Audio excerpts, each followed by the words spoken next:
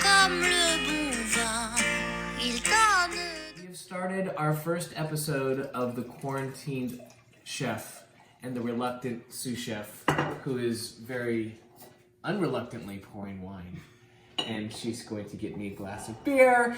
And we thought I'd share some of my recipes with everyone. Not that I'm like this trained professional chef, but I do okay in the kitchen. And I thought since everyone has so much time at home to try new things, I'm gonna start posting some of my favorite recipes on this blog. And if you guys want them, try them. We're starting with one of my go-tos. It's not hard, but it is delicious, like that Heineken. So today I'm doing white and black peppercorn crusted filet mignons, also known in the French term of cooking, steak à poivre. Steak à poivre? Steak à poivre, Kelly? Steak à poivre means potato. No. Pepper steak. Pepper steak. Pepper steak with a brandy sauce is the classic steak à poivre. I do mine with a white peppercorn cream sauce. There's a cream sauce. So I made a creme fraiche to go with this steak. So for the steak, very simple. You can just buy creme fraiche. However, it is so much easier and well, maybe not easier, but cheaper to make it yourself. It is equal parts heavy cream and sour cream that you mix together and you let sit at room temperature for 24 hours. Ew. It's okay. Okay. And then you put it in the fridge and you can keep this for about a month. I made mine today. I didn't let it sit 24 hours. It'll still be delicious. So equal parts cream and sour cream. You need about a cup of it for this recipe. I have here white peppercorns with added a little bit of black peppercorns that we're going to crush up. Here are the steaks that we need to trim up a little bit. This stuff on the outside is the sinew. It's a connective tissue. It does not taste good, and it doesn't taste bad, but it's chewy. This piece looks okay. So we're gonna trim those up.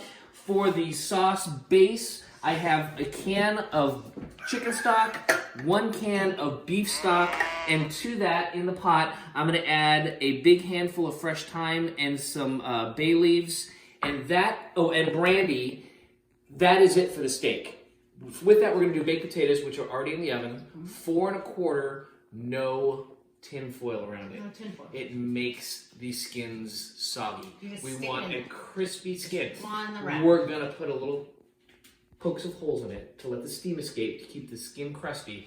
On the rack, 4 1/4, an hour and a half for your baked potatoes. And with this, we're gonna do a spinach souffle. Not a fancy puffy spinach souffle, but nonetheless delicious. Frozen chopped spinach, onion, butter, flour, sour cream, Parmesan cheese, and a couple of eggs. Why eggs?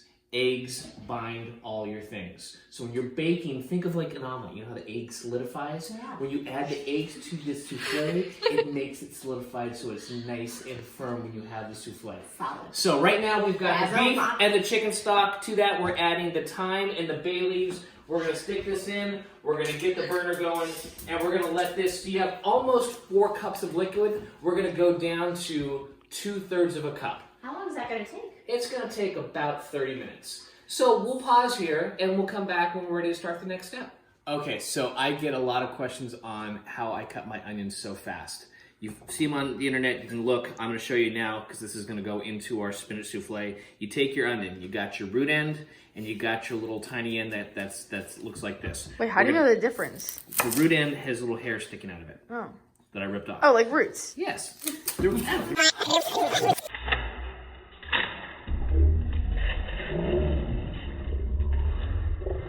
So we're gonna cut out, turn it off. I just cut my finger. Oh my god!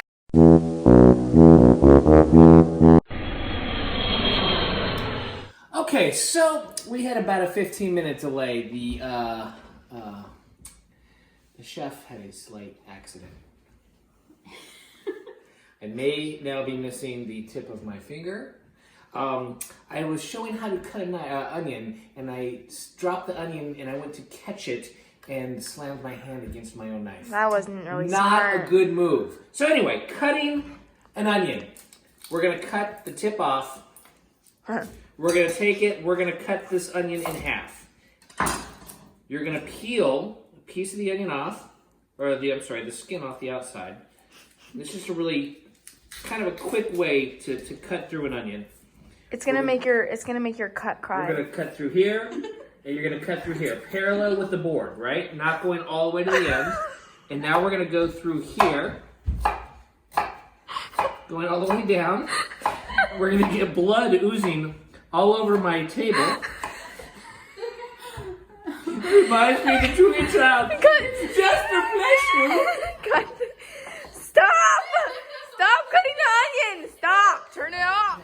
All right, so I added about a half of a small onion chopped to the 1 package of frozen chopped spinach. We're gonna cover it with a little plastic wrap and it's going in the microwave according to the directions. Mine say 7 to 8 minutes.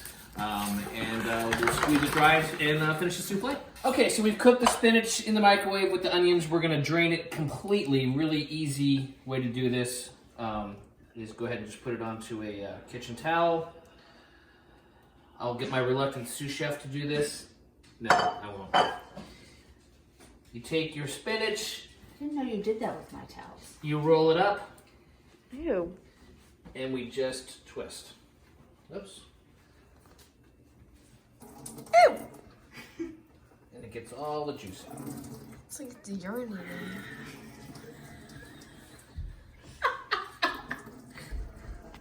Who said we have urinating spinach? That's Miranda. But you do want all the moisture out of your spinach, otherwise you'll have a wet, sloppy souffle. And that's nice and dry. And that's gonna go in. Wait, do I have to eat the spinach? Okay, so we're gonna trim up our steaks a little bit more. I told you about that connective tissue that's not very Don't cut your finger pleasing. again. We're just gonna take that and we're gonna cut that little bit off. So our steaks are now Ugh. nicely trimmed. I thought Did he touch his baby? No, I thought he just sliced his nail open. Oh my God, no. All right, our steaks are gonna sit out at room temperature for, I don't know, half hour, an hour. It'll be fine. And we're gonna take our white peppercorns and our black peppercorns. I don't know, I'd say there's probably tablespoon and a half. We're gonna put it into a plastic bag. If you have a meat mallet, that's great. If you don't, use a hammer. If you don't, use a can. Yes, Sabrina. Is it a tablespoon and a half of both or all together? All together total. And you can use just black, you can use just white. I like a little bit of both. And we're just gonna take these and we're gonna smash them.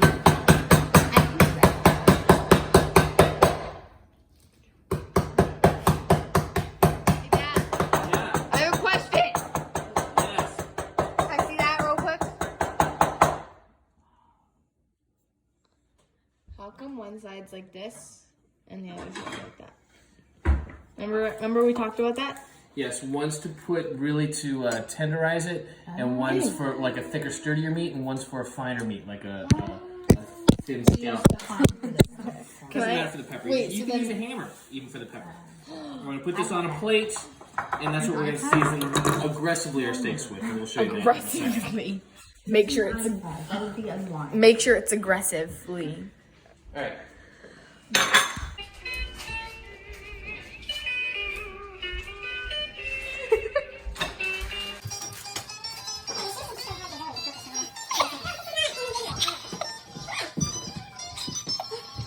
This sounds like Christmas Hawaiian. Everybody dance now. Bum, bum, bum, bum, bum, bum, bum, bum, bum.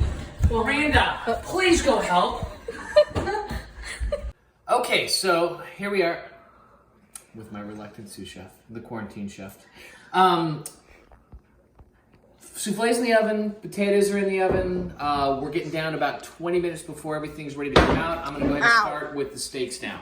So we have the creme fraiche over here. We have our stock that we reduced down to 2/3 of a cup. I've got brandy. I've got my pan heating. Yes. How do you reduce stock? We already We did that. We've talked about it. Oh, sorry. We're a little slow. Filet mignons. So the reason we do like an au poivre with a filet mignon is it is a really, really tender cut of meat. However, if you see, there's no streaks of marbling or fat. What is happening? What is happening? Okay, sorry. We're back.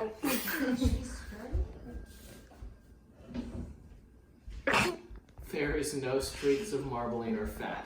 Which means the filet mignon is super, super tender, but it doesn't have a lot of flavor. So that's why we're going to do a pepper sauce with this to really add the flavor to the really deliciously tender cut of beef. So we're going to take our fillets, and I use Diamond Crystal kosher salt, never table salt. It's got a chemical in it which adds a little bit of a bitter flavor. I almost exclusively use kosher salt or finishing salt. But this is table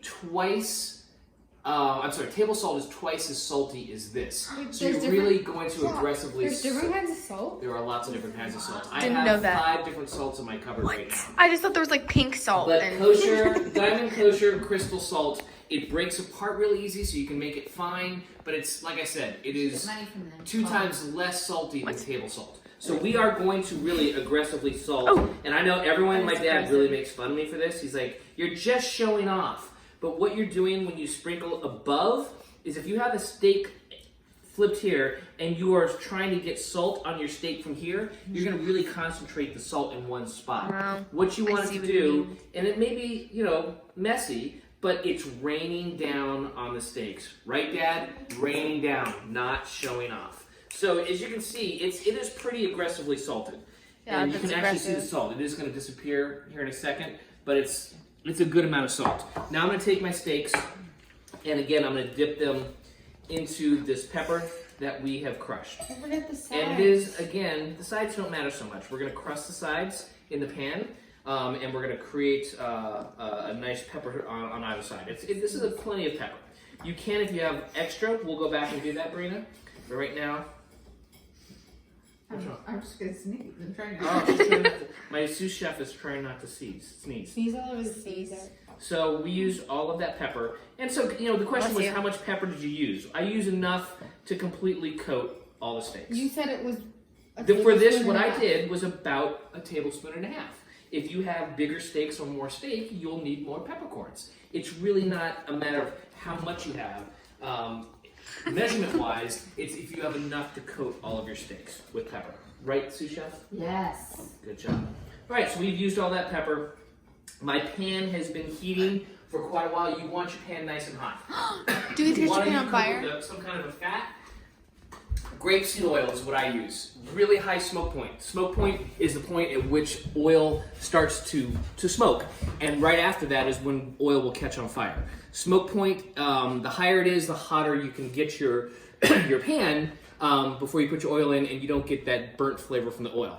Butter is delicious, but not great for searing steaks with because butter has a very, very low smoke point, unless using clarified butter. We'll talk about that in another lesson. So grapeseed oil, you can use canola oil or vegetable oil, that's fine. Grapeseed can get really hot. So my pan's been smoking on the burner for quite a while. I'm going to put a good amount in. You can see, maybe you can't from over there, that the oil kind of shimmers and dances on the pan. That's what you want. That means you've got it nice and Wait, can I hot. dance with the oil real quick? Sure, give a little dance with the oil. Dance with the oil. And you can see little whiffs of smoke coming now. That's a nice hot pan with the hot oil. We're going to take our steaks and we're going to lay our steaks in. It's sizzling. Hey, Dad. Do you know that's called steam? I mean vapor. Oh, vapor. Actually, I'm not sure. I think I learned it in science. But I These are forgot. going to take about fairly thin steaks, not too big. I'm guessing 3 to 4 minutes aside. I like mine pretty rare, 120 degrees internal temperature. If you take your fist and you relax it, you just touch here, that's going to be rare. If you close your fingers, that's medium rare. And if you squeeze, that's what meat feels like well done. Or you can use I didn't know that. an instant read thermometer if you really want to. What are you flipping that with? Steaks are coming off. They're feeling really good. The smaller ones were done a little earlier. The bigger ones took a little bit longer. And now we've got this beautiful stuff down here that we want to get up into our sauce. This is the fun part. Don't be scared. We're going to deglaze. We're deglazing with brandy. Brandy's very flammable, especially when it gets hot. Am I gonna get So, drunk? we're taking it off of the burner. We're going to put Wait, Dad, I can't do that. about, I don't know, I like a lot. I'm putting about a cup, maybe a cup and a half of brandy. It boils down. You can take a lighter if you want. I'm going to use my burner and flame the brandy.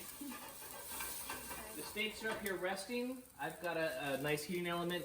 You can cover them with foil and just keep them in a warm spot to let them rest as we finish the sauce. I do have a question. Yes. So you did that very lovely, but what if I was making this? I say you can take a lighter, long reach lighter, and light your brandy And then let it burn off. And what And you're I doing, could you're do that, you think? And you're just getting, you want the alcohol, you want the flavor of the brandy, and you want it to glaze the pan, Hey, Dad. but you don't want the burn of the brandy. So you're going to let the alcohol burn off naturally.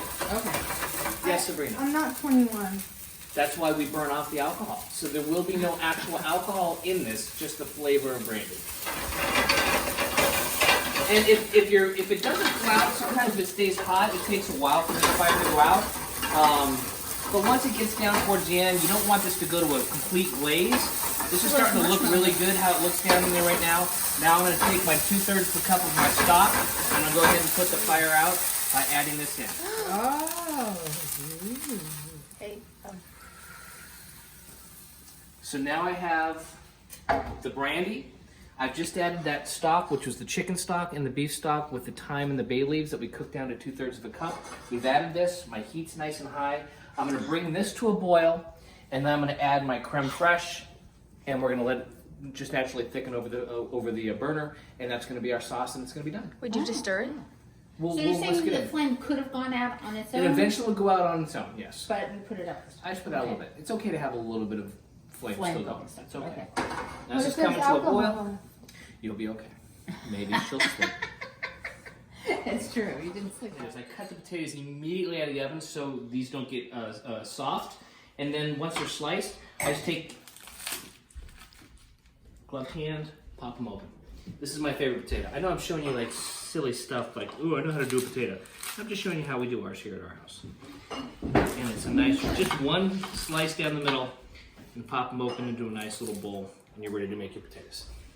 Okay, here we go. So the souffle is out. We can see it's looking nice and golden brown on top. The steaks, hopefully. Uh-oh. Oh. What? Oh. Oh, my knife is right. That was okay. That was really A little overcooked for my liking, but still a little pink in the center. I'm gonna take a little steak. Top Take that. that one if you want, honey.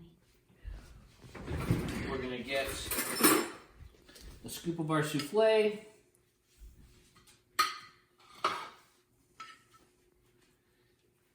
And our pepper sauce.